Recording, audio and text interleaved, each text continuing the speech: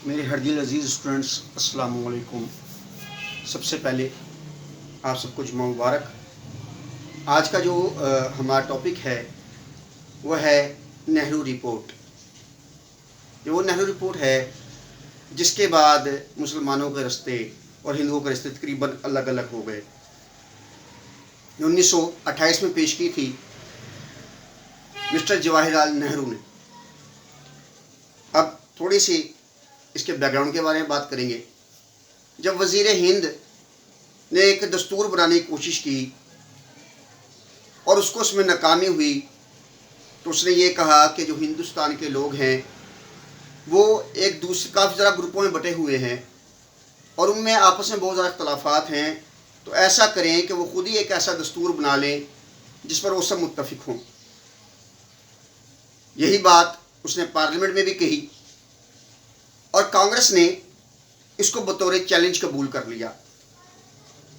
کانگریس جو کہ اس ٹائم پہ سب کانٹیننٹ کی ایک بڑی جماعت تھی، اس نے دہلی کے مقام پر تمام پارٹی کی ایک کانفرنس بلائی، اس کو آل پارٹیز کانفرنس کا نام دیا گیا اور وہاں پر بلایا گیا۔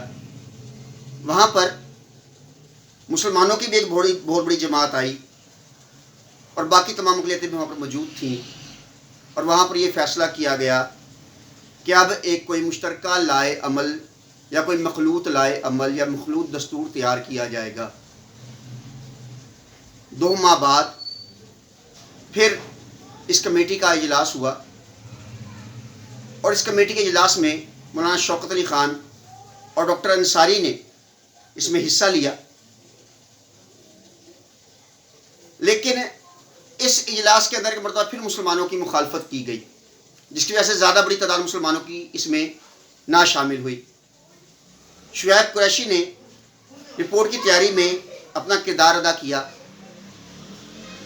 اس کمیٹی کے اندر یہ بات طے ہو گئی تھی، جو یہ کانفرنس ہوئی تھی اس کے اندر بات طے ہوئی تھی کہ ایک کمیٹی بنائی جائے گی اور کمیٹی جو ہے وہ ایک ایسا لائے عمل ایک مشترکہ دستور جو ہے وہ لے کر آئی۔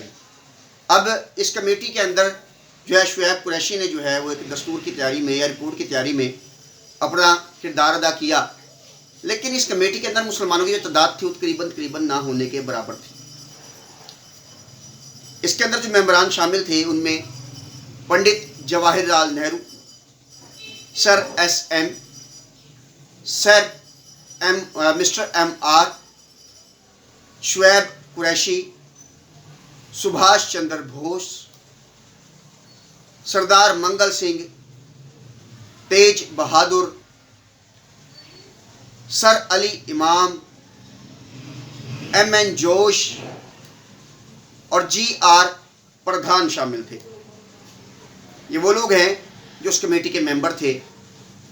اب اس کمیٹی کے اندر مسلمانوں کی تعداد کتنی قلیل تھی وہ آپ کو نظر آیا ہوگا۔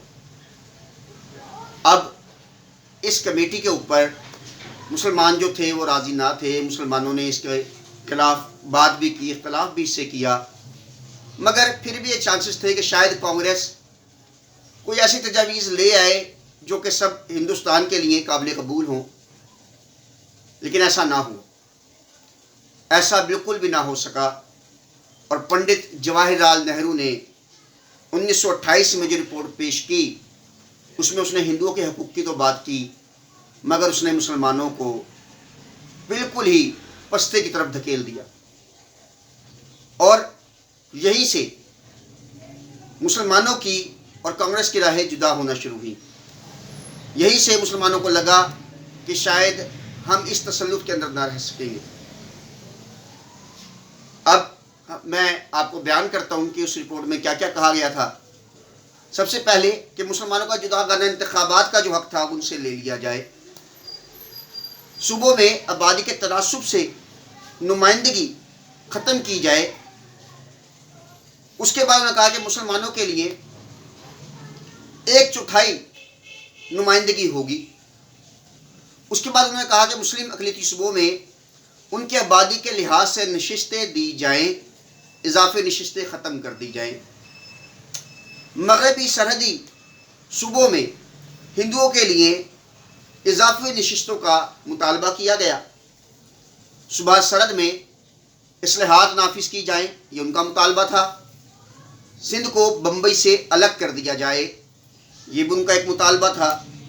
بلوچستان کو مکمل طور پر ایک صوبے کی حیثیت سے دیکھا جائے۔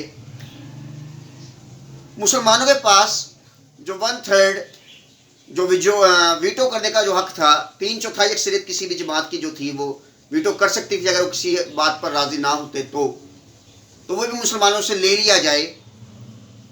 اب یہ جو رپورٹ تھی یہ 28 دسمبر کو پیش کی گئی۔ دیکھنے میں تو یہ صاف ظاہر ہو رہا تھا کہ یہ ہندوؤں کی رپورٹ ہے اور مسلمانوں کو اس سے کچھ ملنے والا نہیں تھا، بلکہ جو ان کے پہلے کے حقوق تھے وہ بھی شاید تباہ کر دیے جاتے۔ اب مسٹر جناح نے اس کی مخالفت کی اور ایک آل مسلم لیگ یا آل مسلم پارٹیز یا آل پارٹیز کانفرنس بلائی گئی کلکتہ کے اندر، اور وہاں پر یہ فیصلہ کیا گیا کہ مسٹر جناح جو ہیں وہ اپنی ترمیم جو ہیں اس کے بارے میں پیش کریں۔ تو ایک آل پارٹیز کانفرنس کے اندر مسٹر جناح نے اپنی ترامیم کو پیش کیا۔ انہوں نے 4 ترامیم پیش کی، لیکن کیونکہ پنڈت جواہر لال نہرو اور کانگریس ایک تعصب پسند جماعت تھی، ان کی نظریہ جو تھا وہ ہندوتوا کا نظریہ تھا، تو لہٰذا انہوں نے مسٹر جناح کی چاروں جو امینڈمنٹس تھیں اس کو ریجیکٹ کر دیا۔ جو انہوں نے تجویز پیش کی تھی ان کو ریجیکٹ کر دیا گیا۔ اب جے کار نام کا ایک کانگریس کا رہنما تھا جس نے مسٹر جناح کے بارے میں بڑے ہی غلط قسم کے کلامات ادا کیے۔ اس نے کہا کہ جناح کو کانگریس کے لاڑ پیار نے بگاڑ دیا ہے، جس کی وجہ سے یہ خراب ہو گیا ہے۔ اب یہ بات مسٹر جناح کو بہت ہی ناگوار گزری، اور اس رپورٹ کے بعد ہندوستان میں مخلوط نظام کا یا مخلوط حکومت کا یا مخلوط دستور کا جو نظریہ تھا وہ چکنا چور ہو گیا۔